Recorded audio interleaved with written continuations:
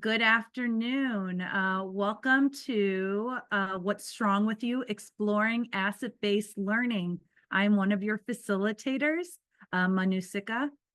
I'll let my co-facilitator introduce herself. And I'm Danielle Horning. We're so happy you're able to join us this afternoon. Today, we are going to be exploring the asset-based learning and how it can support you and your students in the classroom. So to start with, like I said, my name is Manusika. I have been in education for about 18 years. I served as a teacher, instructional coach, and a consultant.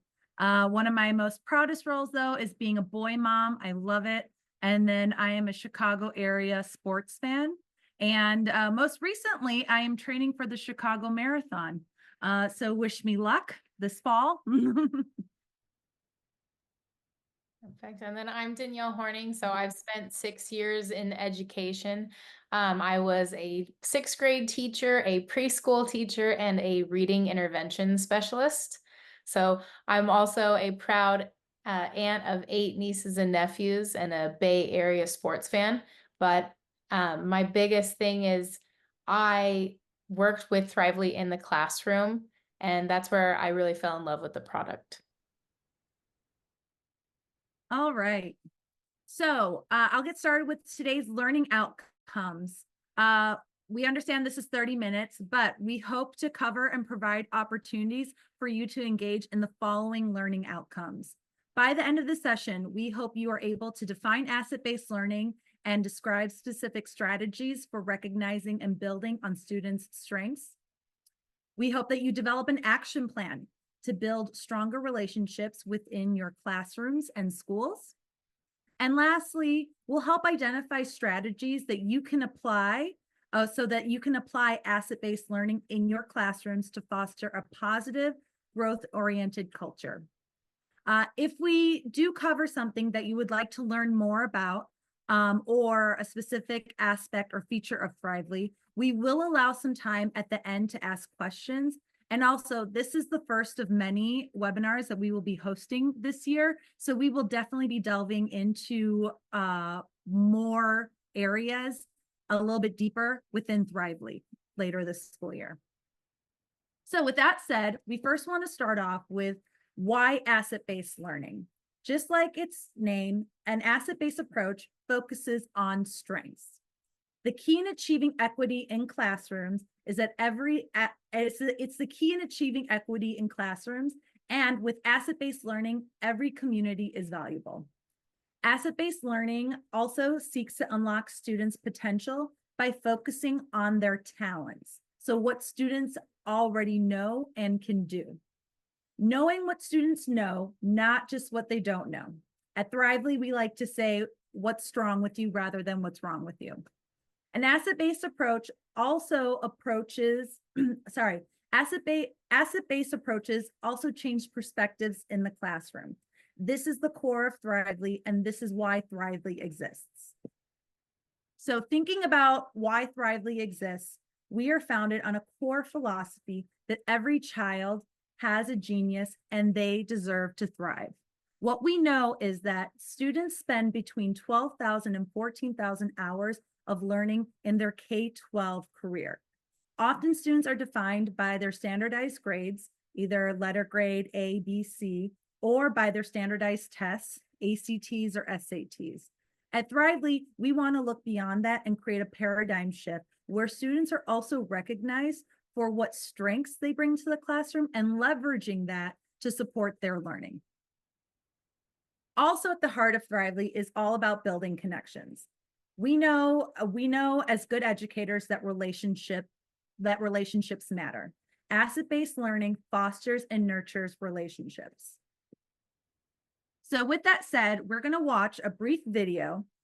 And what we would like you to take away from this, while you're watching, think of what are some of the connections, implications, and applications that you see in this video.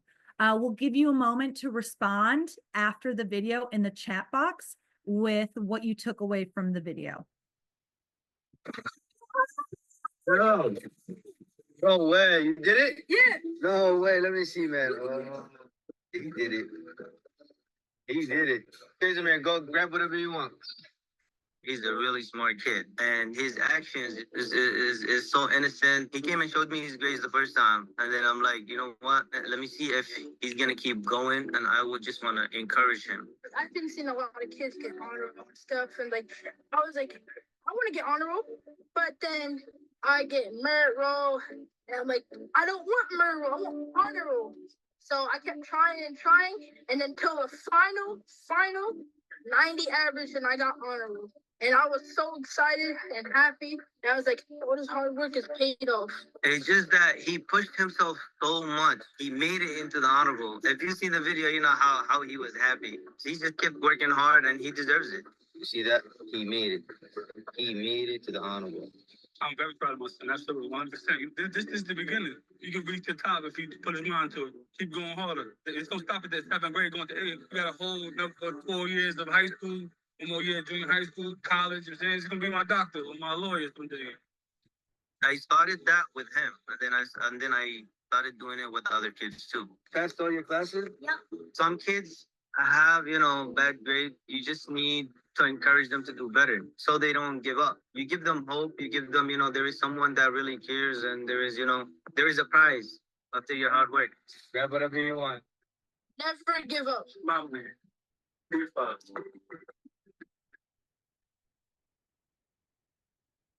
I want to give a big shout out to Wally, though. Wally's doing his thing for the kids in the community.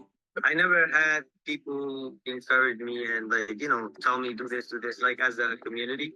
I love kids. I got 3 daughters and I love them to death. I wish other people can do, what I do for kids. Yeah, I just want them to keep going. If there is not someone in your household to encourage you, there is always somebody else outside. Always there is somebody else outside. Like, don't give up, keep going, and you will make it. All right. So thinking about the video and thinking about what you heard from the little boy, from the little boy's father, and the store clerk owner, what are possible implications or connections you can make to your own practice from this video? Please share your thoughts in the chat. I love that, Timothy. It only takes one person. Yes, it only takes one person to believe in a student and motivate a student to push themselves. Love that. Thank you. Lauren, small celebrations to build that positive reinforcement. Yes. Thank you, Shauna, encouraging and setting goals, creating plans and agency. And then, yeah, Carrie, perseverance pays off. Yes, definitely. And we're definitely, it's an organic way to teach our kids what we want them to take away from their education. And so relationships just provide that organic human approach to supporting our kids in magnificent ways, as you can see. So that leads me into our next talking point, where we know also research tells us that students are 30 times more engaged when the school is committed to building on their strengths. You heard it yourself from the clerk at the convenience store saying kids just need that one person. They just need one person to engage with them, to care about them, and to take interest in them. And so if we can be those individuals at school where we recognize and we celebrate students for who they are, then there's no limits as to what they can do. Also with that, an asset-based approach to education is key in achieving equity in classrooms. We are creating equitable access for students, and we're also creating conditions for students to access those learning opportunities.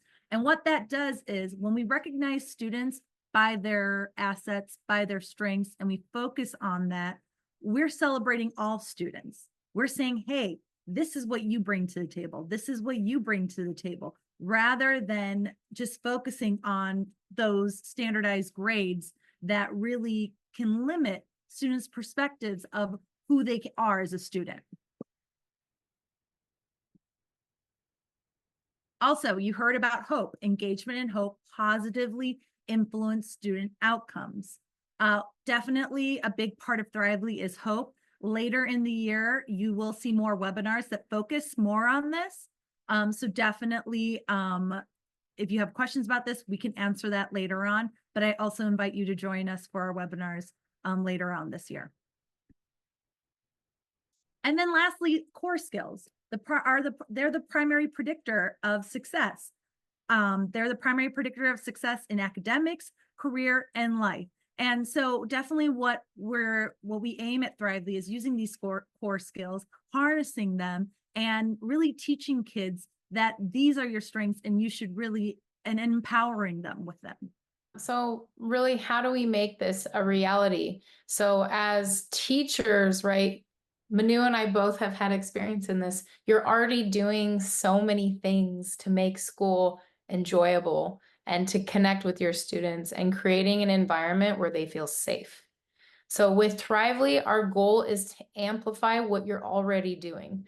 So as Manu stated, right, we begin by helping students build their self-identity. So we want to build positive self-identity in every learner. So we partnered with the leading pediatric neuropsychologist here in California, and we're able to develop the industry's first strengths assessment for kids. So we measured 23 strength areas. So as you can see behind Manu and me both, we have some of our strengths back here. Okay. At the end of the strength assessment, once students have taken this, we provide a strength profile, and this demonstrates their top 5 strengths and gives them the language they need to further understand their strengths. So by helping students develop self-efficacy, kids are more confident and have high self-esteem. So again, this goes back to the 30 times increase in engagement and leading to significant increase in academic outcomes. But it all starts with knowing our learners. So just to give you an example, so after students have taken the strengths assessment, this is what their strength profile will look like. So again, highlighting their 5 strengths, but this gives them a summary, helping them understand what those strengths entail. So this provides them the language and helps them further understand who they are and the value they bring just walking in the classroom. So these strength certificates are amazing to bring to parent-teacher conferences, IEP meetings, disciplinary meetings, any meeting you have with a parent. I used to tell my students when I taught 6th grade, this is a chance for me to just brag on you. I want to brag on you all day. And for some parents, this is the first time they're experiencing someone saying something positive about their kid because they've been labeled the bad kid. It is amazing the impact that these strength certificates can have on not just the child, but their family. So as you can see, right, we want to again say what's strong with you, not what's wrong with you. And it comes from our belief that every child has a genius and every child deserves to thrive. And we do mean every child. So we want this up in every single classroom as a reminder for all of the students. So fun fact for you, we're all actually born with the same number of brain cells. So you think of Bill Gates, Beethoven, Michelangelo, Danielle, Manu, you think of all of us, and it's how those cells are stimulated that actually determines the pathways that are formed for us. So think about it as you engage with your class or classes, think about the students and the possibilities that lie before them. And the fact that you have the potential to unlock the genius in all of them and to give them that strength of knowing who they are. As I said, right, we want to bring this into the classroom. We want students to be represented. So this is just one of the many examples we have. So you want students to walk in and know they're seen and valued. So this is just one of the bulletin boards, right? I mean, Think about coming into a classroom and you see your face, right? You see your friends and go, oh my gosh, I'm social like you. I'm flexible like you. I have the gift of athleticism. They're making connections. So you're building a stronger classroom relationship with all of them. And as a teacher, they're going to make connections with you as well. So here's another bulletin board. This is probably one of my favorites. The teacher actually called them special agents and printed their strength summary and put it next to them. This was in the hallway of a school. So as students are lining up for class, they're reading each other's profiles. Again, they're making connections, right? They're reading about themselves. And there's some pride that comes with that of going, yeah, those are my strengths, right? We want to build that confidence in them.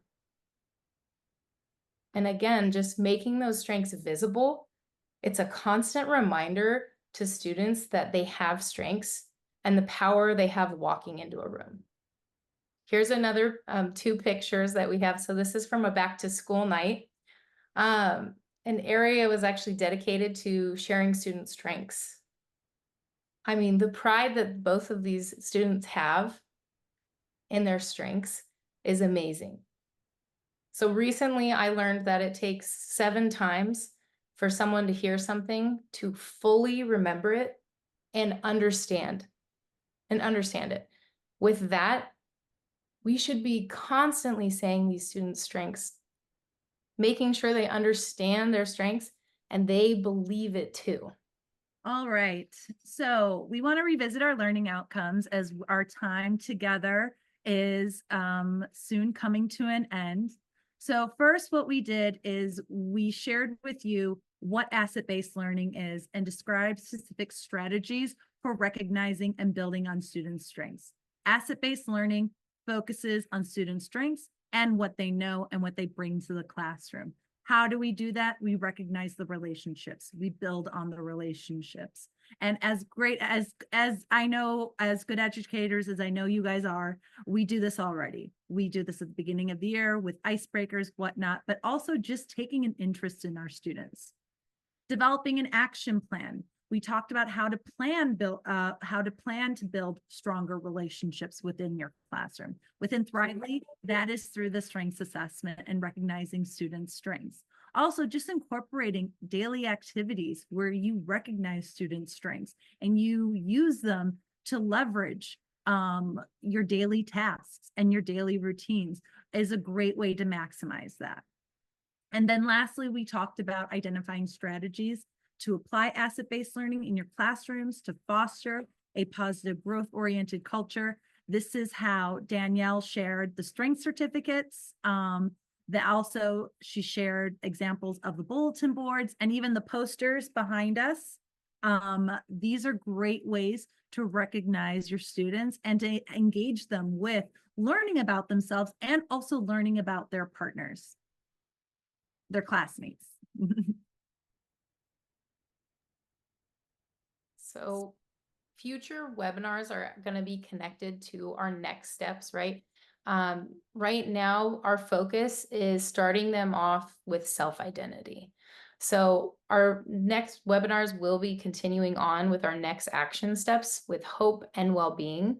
But I wanted to share this page with you guys because this is in your Thrively account. So when you go to your dashboard, you'll see this on the right-hand side. It says the Teacher Resource Center.